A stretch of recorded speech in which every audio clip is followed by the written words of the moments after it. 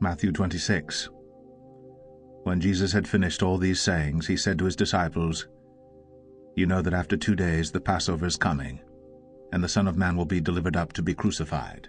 Then the chief priests and the elders of the people gathered in the palace of the high priest, whose name was Caiaphas, and plotted together in order to arrest Jesus by stealth and kill him.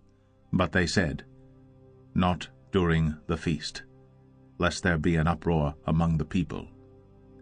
Now when Jesus was at Bethany in the house of Simon the leper, a woman came up to him with an alabaster flask of very expensive ointment, and she poured it on his head as he reclined at table.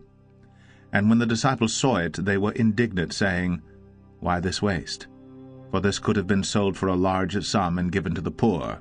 But Jesus, aware of this, said to them, "Why do you trouble the woman? For she has done a beautiful thing to me. For you always have the poor with you, but you will not always have me. In pouring this ointment on my body, she has done it to prepare me for burial. Truly, I say to you, wherever this gospel is proclaimed in the whole world, what she has done will also be told in memory of her." Then one of the 12, whose name was Judas Iscariot, went to the chief priests and said, "What will you give me if I deliver him over to you?" And they paid him 30 pieces of silver. And from that moment he sought an opportunity to betray him. Now on the first day of unleavened bread the disciples came to Jesus, saying, "Where will you have us prepare for you to eat the Passover?" He said, "Go into the city to a certain man and say to him, 'The teacher says, my time is at hand. I will keep the Passover at your house with my disciples.'" And the disciples did as Jesus had directed them, and they prepared the Passover. When it was evening, he reclined at table with the 12. And as they were eating, he said, "Truly, I say to you, one of you will betray me." And they were very sorrowful, and began to say to him one after another, "Is it I, Lord?"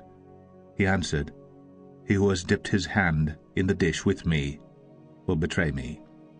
The Son of Man goes as it is written of him, but woe to that man by whom the Son of Man is betrayed.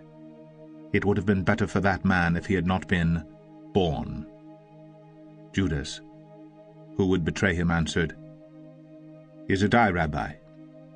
He said to him, "You have said so." Now as they were eating, Jesus took bread, and after blessing it, broke it, and gave it to the disciples, and said, "Take, eat. This is my body." And he took a cup. And when he had given thanks, he gave it to them, saying, "Drink of it, all of you. For this is my blood of the covenant, which is poured out for many for the forgiveness of sins. I tell you, I will not drink again of this fruit of the vine until that day when I drink it new with you in my Father's kingdom." And when they had sung a hymn, they went out to the Mount of Olives. Then Jesus said to them, "You will all fall away because of me this night, for it is written, I will strike the shepherd, and the sheep of the flock will be scattered. But after I am raised up, I will go before you to Galilee." Peter answered him, "Though they all fall away because of you, I will never fall away." Jesus said to him, "Truly, I tell you, this very night, before the rooster crows, you will deny me 3 times. Peter said to him, "Even if I must die with you, I will not deny you." And all the disciples said the same. Then Jesus went with them to a place called Gethsemane, and he said to his disciples, "Sit here, while I go over there and pray." And taking with him Peter and the 2 sons of Zebedee, he began to be sorrowful and troubled. Then he said to them, "My soul is very sorrowful, even to death. Remain here and watch with me." And going a little farther, he fell on his face and prayed, saying, "My Father, if it be possible, let this cup pass from me. Nevertheless, not as I will, but as you will." And he came to the disciples and found them sleeping. And he said to Peter, "So, could you not watch with me 1 hour? Watch and pray, that you may not enter into temptation. The spirit indeed is willing, but the flesh is weak." Again for the 2nd time he went away and prayed, "My Father, if this cannot pass unless I drink it, your will be done." And again he came and found them sleeping, for their eyes were heavy. So leaving them again, he went away and prayed for the third time, saying the same words again.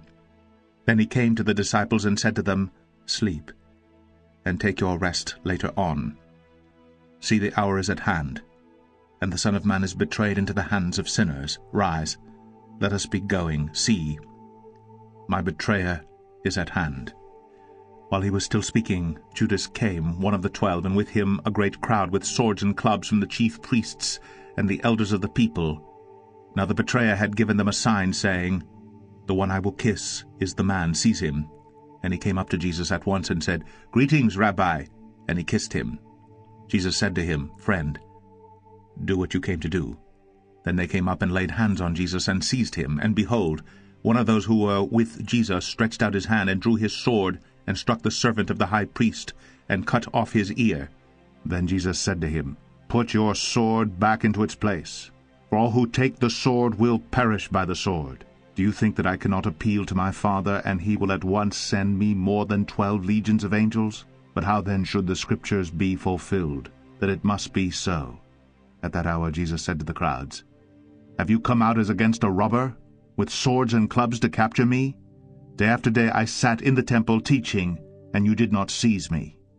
But all this has taken place that the Scriptures of the prophets might be fulfilled." Then all the disciples left him and fled. Then those who had seized Jesus led him to Caiaphas the high priest, where the scribes and the elders had gathered. And Peter was following him at a distance as far as the courtyard of the high priest. And going inside he sat with the guards to see the end. Now the chief priests and the whole council were seeking false testimony against Jesus, that they might put him to death. But they found none, though many false witnesses came forward. At last 2 came forward and said, "This man said, I am able to destroy the temple of God, and to rebuild it in 3 days." And the high priest stood up and said, "Have you no answer to make? What is it that these men testify against you?"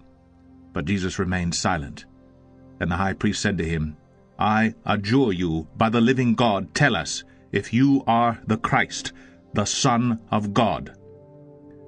Jesus said to him, "You have said so. But I tell you, from now on you will see the Son of Man seated at the right hand of power, and coming on the clouds of heaven." Then the high priest tore his robes and said, "He has uttered blasphemy. What further witnesses do we need? You have now heard this blasphemy. What is your judgment?" They answered, "He deserves death." Then they spit in his face and struck him, and some slapped him, saying, "Prophesy to us, you Christ. Who is it that struck you?" Now Peter was sitting outside in the courtyard, and a servant girl came up to him and said, "You also with Jesus the Galilean?" But he denied it before them all, saying, "I do not know what you mean." And when he went out to the entrance, another servant girl saw him, and she said to the bystanders, "This man was with Jesus of Nazareth." And again he denied it with an oath, "I do not know the man." After a little while the bystanders came up and said to Peter, "Certainly you too are one of them, for your accent betrays you." Then he began to invoke a curse on himself and to swear, "I do not know the man." And immediately the rooster crowed. And Peter remembered the saying of Jesus, "Before the rooster crows, you will deny me 3 times." And he went out and wept bitterly.